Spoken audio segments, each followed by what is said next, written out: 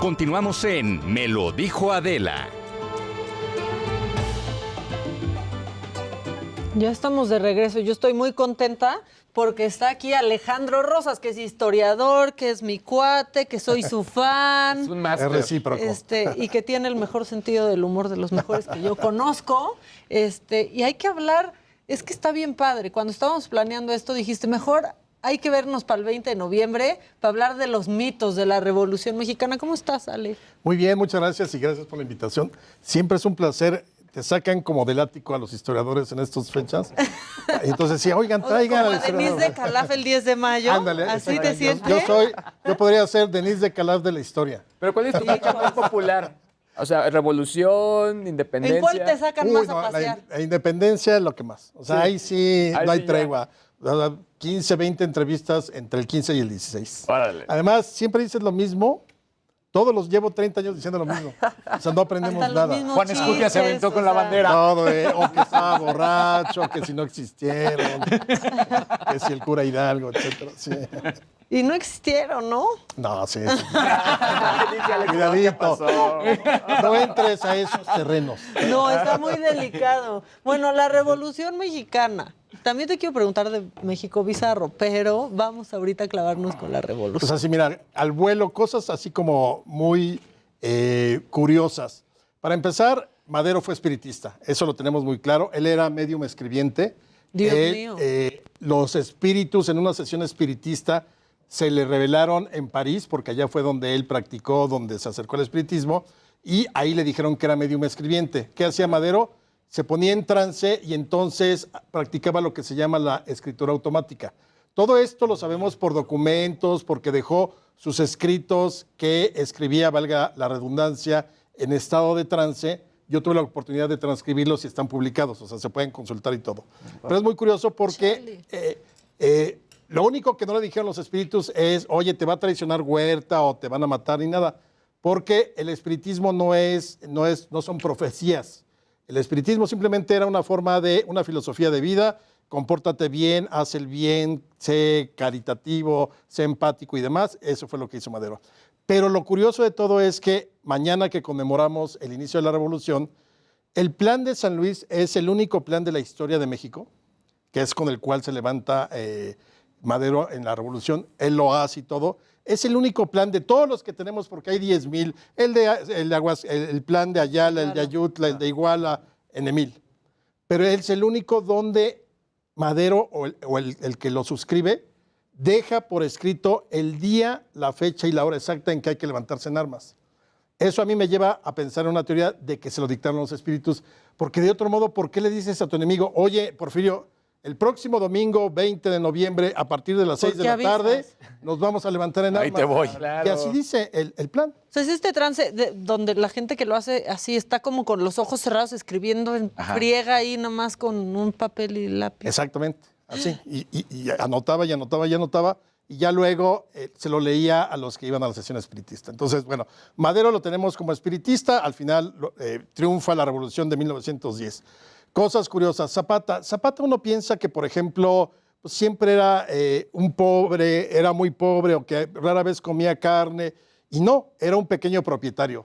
Su bebida favorita no era el aguardiente o la cerveza, era el coñac francés. No, bueno, mira nada más. Su comida favorita no era la cecina de Yecapixtla o los frijolitos, era la comida francesa. E iba a un restaurante que estaba en Cuernavaca. Cuando tenía lana podía ir y se pagaba su comida francesa. ¡Qué pudiente! Imagínate, luego... Los escargots para el señor, por favor. Sí, totalmente. Porque no era, insisto, aquí lo que pasa es que nos han vendido la idea de que si no eres pobre y casi muerto de hambre, entonces no puedes ser alguien que reivindique una lucha social. Zapata sí, Zapata era pequeño propietario y en una ocasión que tiene una cosecha de sandías que le va muy bien, la gasta en qué, no en comprarse un pedazo de carne porque no comía, se lo gasta en una botonadura de plata para su traje de charro porque era un excelente charro y tenía sus 2, 3 caballos. Entonces Zapata no era pobre, era clase mediero. Ay, perdón, es que ya... Como de los que ya no existen. Sí. De los que ya cada vez hay Pequeño menos. propietario, ese era Zapata. Luego, Villa. Uno a Villa se lo imagina totalmente acá bravo, entró bebiendo siempre aguardiente, sotol de allá de Durango, alguna cosa así. Sí. Y no, siempre fue abstemio. Ah, sí. ¿En serio? ¿Qué andas tirando ídolos? ¿Sabes cuál era su Rosas. bebida favorita? ¿Cuál? Las malteadas de fresa. No, ya. No, es Uy, cierto. qué fresa. ¿Cómo? O sea, Pero sí ¿lo invadió venías Estados acá? Unidos. Sí, pero él no Fue entró. por eso. Mandó gente, le fue como en feria, fueron 400 villistas los que entraron y gracias a eso luego los norteamericanos nos mandaron 10,000 soldados que buscaron a Villa y nunca lo encontraron. Pero bueno, sí puede decirse que el ejército mexicano villista entró a Estados Unidos. Otra cosa de Villa importante, los últimos años de su vida, más o menos entre el 20 y el 23, ahí empezó a beber y lo que le gustaba era el anís dulce, así como el chinchón o ese tipo de cosas, eso sí bebió. Ok. Cuando conoce a Zapata en 1914, Zapata con su coñac, después de celebrar el pacto de Xochimilco, Zapata quiere brindar y le dice a Villa, oye, pues vamos a brindar, y le dan una copa de coñac, pues cuando se la bebe casi se ahoga, Pues no porque era pues, su obviamente no malteadita. estaba acostumbrado a beber absolutamente nada. Luego, lo interesante ahí es que exactamente en ese 1914 de diciembre, cuando se unen, es cuando desfilan por la Ciudad de México cerca de 50,000 soldados entre villistas y zapatistas, y es cuando llegan a Palacio Nacional y se sienta Villa en la silla presidencial. Ok. Es la famosa foto. Sí. Luego se para y le dice a Zapata, señor general, ahora le toca a usted sentarse. Y ahí es cuando Zapata dice, no, la silla presidencial está embrujada. Cualquier persona buena que se siente en ella se convierte en mala. Entonces Zapata no quiso sentarse. Bueno, Nada esta de que por leyenda, los Exacto. honores ni nada de eso. para que veas el peso de la historia, esa historia la conoce el presidente López Obrador cuando llega a la presidencia La ha dicho, y le ¿verdad? mandó a hacer una limpia.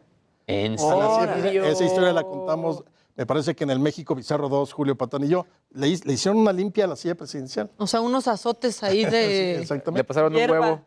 Le pasaron Ahora un fíjate, huevo a la- cosas así increíbles, yo no sé si a ustedes les tocó, evidentemente yo soy bastante más grande, pero ¿ustedes nunca les tocó todavía ver la mano de Obregón en el monumento aquí en San Ángel? No, ya mira. No, Era una no, sí, chulada. ya. Haz de cuenta, Obregón en 1915 se enfrenta a Villa, le cae una granada a Obregón, al general Álvaro Obregón, y pierde el brazo derecho. Lo recuperan. El brazo, como diría José José, anduvo de acá para allá, fue de todo y sin medida. De pronto lo tenían en algún burdel, en una cantina, hasta que logran recuperarlo. Bueno, ese brazo estuvo expuesto burdel. en el monumento a Álvaro Obregón, aquí en el Jardín de la Bombilla. El monumento se levantó en el mismo lugar donde fue asesinado Obregón en 1928. Ahí mismo, ahí era un restaurante que se llamaba La Bombilla, ahí asesinan a Obregón, ahí le levantan el monumento y se podía ver la mano que era extraordinaria. Era una cosa así como... ¿Cómo la tenían conservada? En un frasco de formol. De hecho, si nuestros Híjole, amigos que nos están viendo, escuchando, macabro googleen eso. mano de Obregón y se ve perfectamente Y ahí vamos todos. Se ve Hasta en cabina también lo van a buscar. Se ve Wow. perfectamente así como la ven en la foto, así era como estaba, Órale. como uno la podía ver. En 1989 la familia decidió que ya era hora de incinerarla porque estaba a punto de perderse, ¿no? Luego, otras cosas. Carranza era, yo creo que junto con Echeverría y el presidente López Obrador, admiraba a Juárez por sobre todas las cosas. Entonces Carranza hizo todo como lo había hecho Juárez en la Guerra de Reforma y la Intervención, por ejemplo. Juárez se va a Veracruz y desde allá lanza las leyes de reforma. Perdón, Juárez, sí.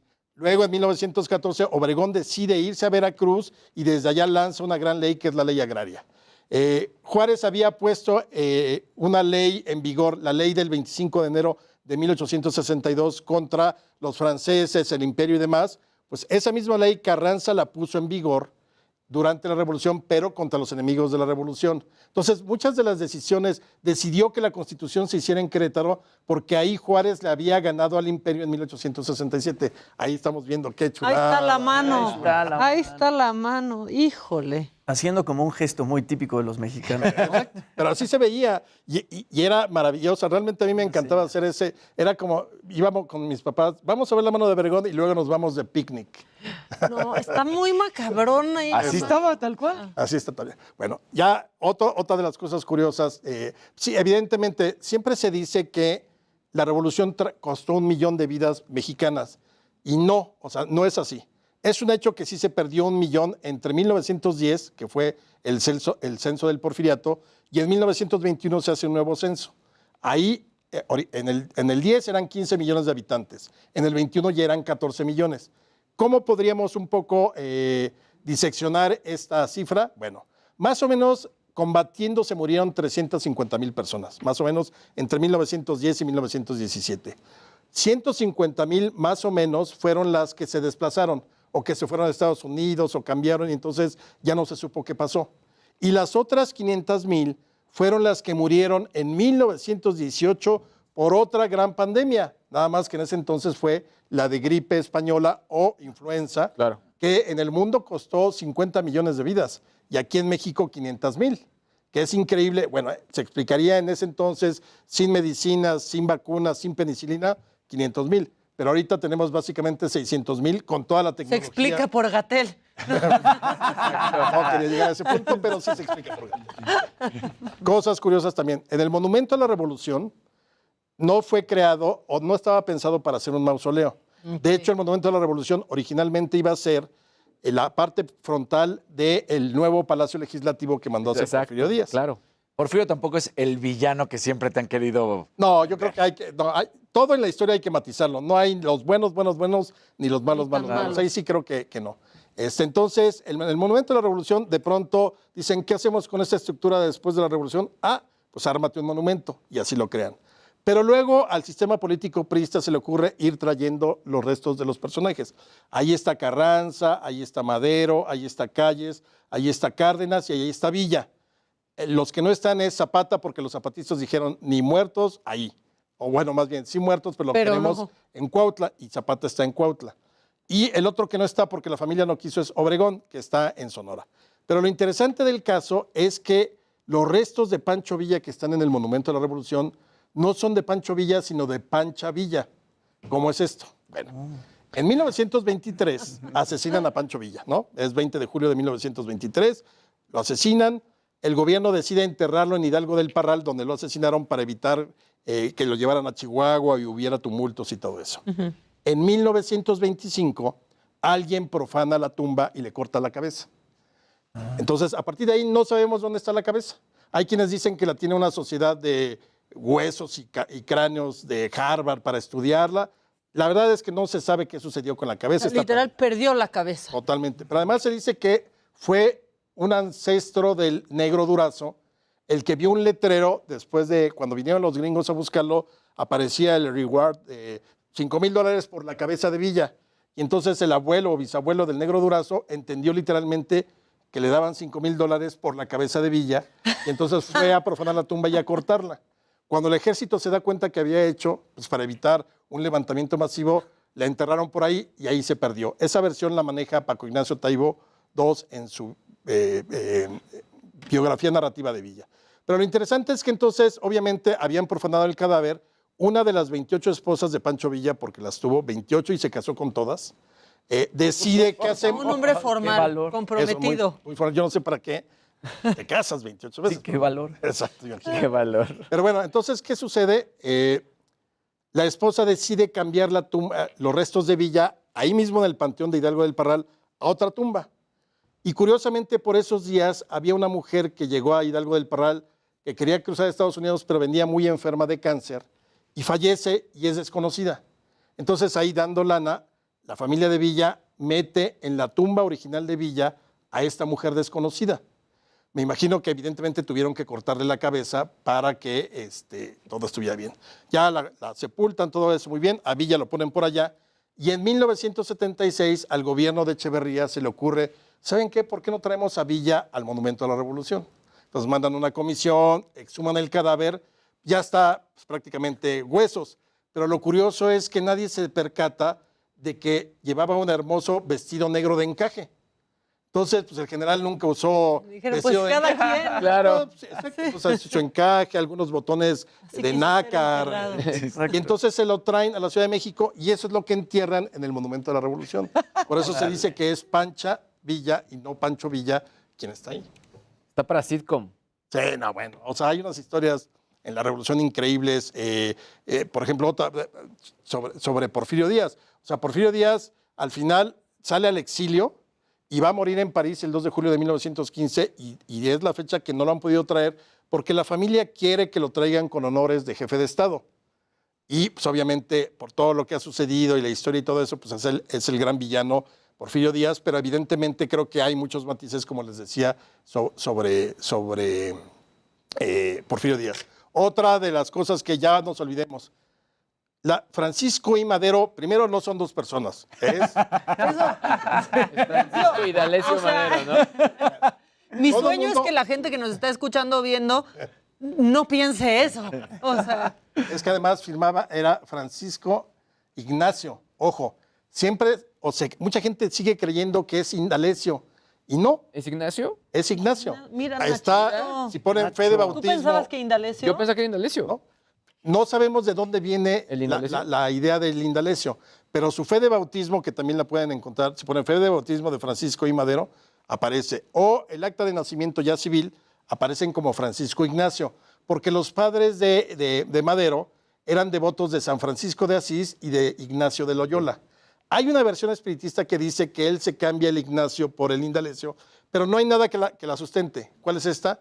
Que como él estudió con los jesuitas y los jesuitas eran de la letra con sangre entra, entonces pues él la rechazó, Madero ya cuando conoce el espiritismo la rechaza y por eso se cambia de nombre. Pero esto más bien ya es una fumada bastante Elevada. Encontrarle algo para... Totalmente.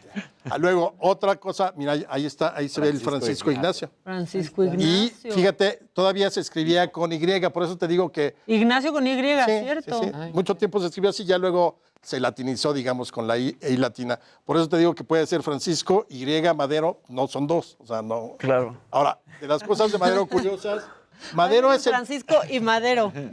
Madero es el primer personaje de la historia que aplica la de no eres tú, soy yo. Visionario. Estoy confundido, dame tiempo.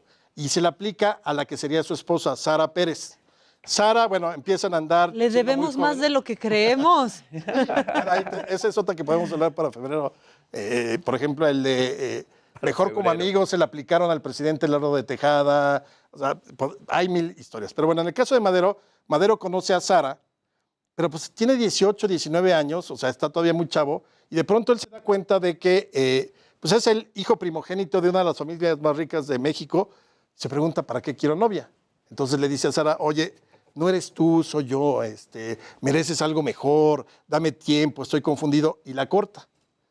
Años después se da cuenta de que sí era el amor de su vida y le ruega, también fue el primer rogón de la historia, aquí vemos a Francisco y Madero con Sara, que se van a casar en 1903, que también era en épocas donde tú podías prometer, te voy a amar por toda la eternidad, pero la eternidad duraba 10 años. Sí. ¿Cuánto duraba? Sí, morían. A los 10 años lo esperanza de asesinaron, vida ¿sí? era- Sí, ¿no? O sea, mira, por ejemplo, Maximiliano duró 12 años de casado, Miramón 10, o sea, pues era muy fácil. Se Sí. podía Ahí prometer sí había amor eternidad, paciente. ahí sí. Amor eterno. Mi amor eterno, 10 años. ¿No? Por Y la enfermedades. esperanza de vida era cortísima. Pero en el caso de Madero, le rogó durante un año cartas y cartas, por favor, Sara, perdóname, no lo vuelvo a hacer, si eres el amor de mi vida, hasta que finalmente ella lo perdona y sí se casan.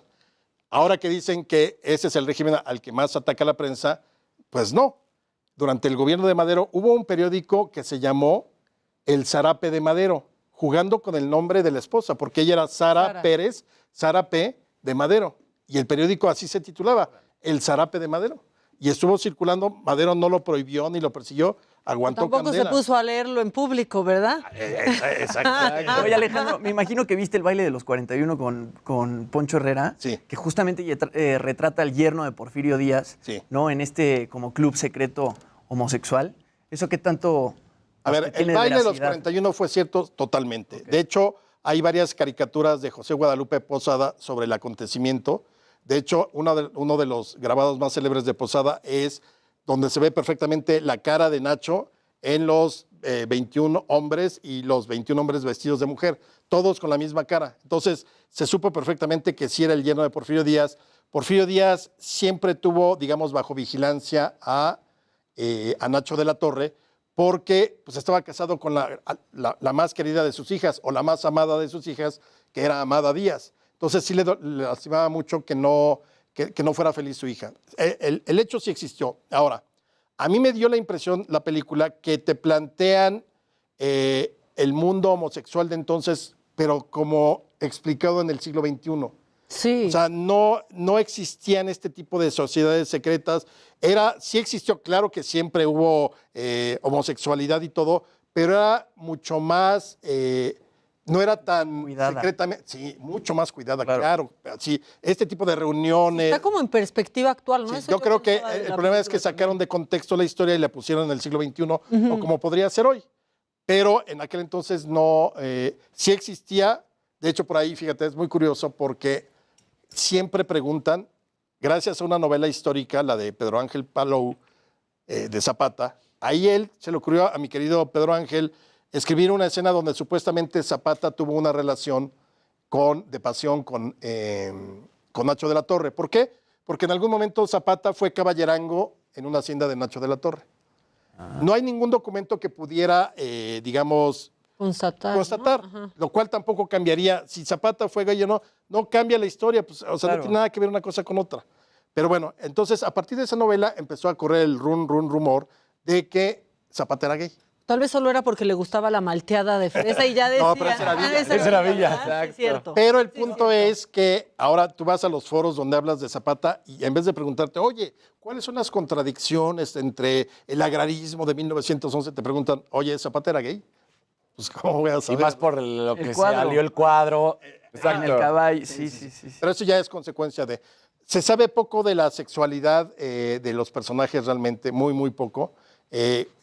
A casi todos siempre se les atribuyen amantes. A Madero no, incluso Carranza sí. Yo no sé si tú o ustedes han tenido algún pensamiento pecaminoso con la Adelita o... Imagínense. ¿Bicha o cuál? A ver, dime. Jimmy, algo que O nos ¿sabes quieras qué? contar. Yo siempre le pregunto, sobre todo a mis alumnas, cuando he dado clases o en algún foro, ¿se imaginan una noche de pasión con Venustiano Carranza? La barba, sí. Desnudo él completamente y su barba blanca. Creo que esta mesa sí te anda fallando. Sí. Así no, aquí no juega. Por ejemplo. Pero, Oye, ¿y ahora que quieren enaltecer tanto a Leona Vicario?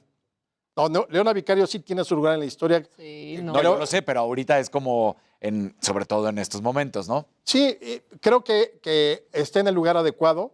Sí merecemos conocerla un poco más, pero obviamente acuérdate que siempre la política usa la historia a su conveniencia. Entonces, si ustedes creen que cuando el presidente o los partidos hablan de historia, están aprendiendo historia, olvídenlo. O sea, ahí no, eso es lo que quieren decirte de la historia, ¿no? Claro. Si tú quieres ir a la historia y conocer quiénes son los personajes, ve a la biografía, a los excelentes libros de los divulgadores de la historia, como yo, por cierto. Pregúntale en un tuit a Alejandro Exactamente, Rosas. pero no, el discurso político e histórico, ahí te das cuenta claramente cómo se va manipulando. Entonces, hay que creer en la mitad porque siempre lo manejan. El O sea, de libro de hecho, texto gratuito. siempre te pintaban la revolución como los superamigos, ¿no? Villa, Zapata, Carranza. Los Avengers. Exacto. De hecho, Y terminaron odiándose. Si ustedes mañana van al Monumento de la Revolución, seguramente van a oír cómo se revuelcan en sus tumbas, porque todos se odiaron entre sí. Mira, Carranza no le caía bien Madero. A Madero no le caía bien. Pero digamos que no te cae bien, no pasa nada. Pero ahí Carranza manda a asesinar a Zapata. Sí. Luego Calles y Obregón mandan a asesinar a Carranza. Calles está ahí. Luego Cárdenas expulsa del país a Calles. Y luego Calles además también le da, junto con Obregón, manda a asesinar a Villa. Entonces, al final están ahí los que fueron enemigos históricos. Pero ya en el discurso político y la demagogia y todo eso, no, pues son los grandes protagonistas, sí lo son, pero terminaron matándose entre ellos. Ni siquiera los mató Huerta o Porfirio Díaz. Exacto. Entre ellos peleando, Qué muchas veces ni siquiera peleando, sino traicionados, ¿no? A la mala leche. Oye, vamos a corte, pero ¿te quieres quedar con nosotros? Podemos seguir hablando de eso, pero aparte es viernes de ver gadgets con la sexóloga. Entonces, pues se puede poner bueno. ¿Te quedas? Claro. Ya estás, ya volvemos al regreso. Va a estar también Edelmira Cárdenas porque es viernes y hoy toca doble porque está también aquí el señor Rosas. Ya volvemos. Esto es Me lo dijo Adela.